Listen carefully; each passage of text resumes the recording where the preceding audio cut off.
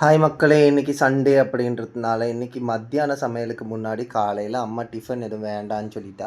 அதனால இப்போ நைட்டுக்கு டிஃபனு, அதுக்கப்புறம் இட்லி, வடகறி செஞ்சுக்கலாம் அப்படின்னு சொல்லிட்டு, இப்போ அரிசி ஊற போட்டோம் அப்படின்னா, ஒரு 1 மணி 2 மணிக்கு நம்ம காம்பவுண்ட் பக்கத்துலேயே ஒருத்தவங்க மாவு அரைச்சு குடுப்பாங்க. அவங்க கிட்ட குடுத்தாச்சுன்னா, அவங்க அரைச்சு குடுத்துருவாங்க. இது நம்ம யூஸ் பண்ணுறது ரேஷன் அரிசி தான் அப்படின்றதுனால, 4, 5 தடவ நல்லா கழுவுன பிறகு தான் எப்பவுமே நல்ல தண்ணி வச்சு ஊற வச்சோம் அப்படின்னா, ஒரு 2, 3 மணி நேரத்தில நல்ல மாவுக்கு ரெடி ஆயிடும் அப்படின்றதுனால.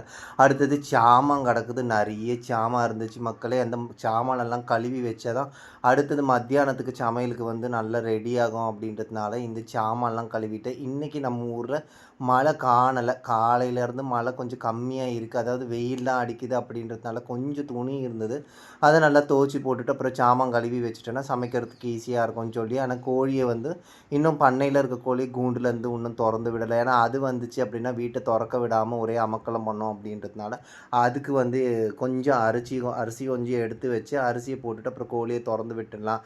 அதுக்கு முன்னாடி நம்ம சமைக்கிறதுக்கு முன்னாடி ஸ்டவ்வெல்லாம் நம்ம நல்லா க்ளீன் பண்ணி கழுவி வச்சுட்டோம் அப்படின்னா, கொஞ்சம் ஈஸியா இருக்கணும். மக்களே கொஞ்சம் டயர்டா தான் இருக்கு. பட் இருந்தாலும் நம்ம என்ன பண்ணுறது?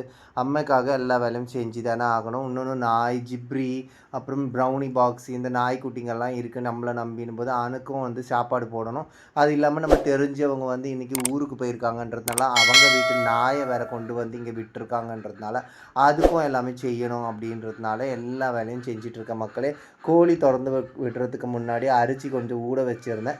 அந்த அரிசி எடுத்துகிட்டு போட்டுட்டு கோழியை நம்ம தொறந்து விட்டுட்டோம் அப்படின்னா, அதுங்க பாட்டுன்னு மேய்ஞ்சிட்டு கிடக்கும் மழை வர வரைக்கும். நம்ம கோழி கூண்டு ஃபுல்லாக போட்டு துணி, புடவை, காரோட ஷீட் எல்லாம் போட்டு மூடி வச்சுருக்கேன். ஏன்னா மழை வந்துட போகுது அப்படின்றதுனால, மழை வந்தால் சாரல் அடிக்கும், கோழிங்களுக்கு கஷ்டமாக இருக்குன்றதுனால கோழியை திறந்து விட்டாச்சு. அதுங்க போய் அரிசி சாப்பிட்றோம் அப்படின்றதுனால, அடுத்தது குளிச்சுட்டு அடுத்த வேலையை பார்க்கணும் அப்படின்றதுனால நான் ரெடி ஆகிட்டேன். இந்த வீடியோ உங்களுக்கு பிடிச்சிருந்தா ப்ளீஸ் லைக் பண்ணி, ஷேர் பண்ணி, சப்போர்ட் பண்ணி, சப்ஸ்கிரைப் பண்ணுங்கள் மக்கள்.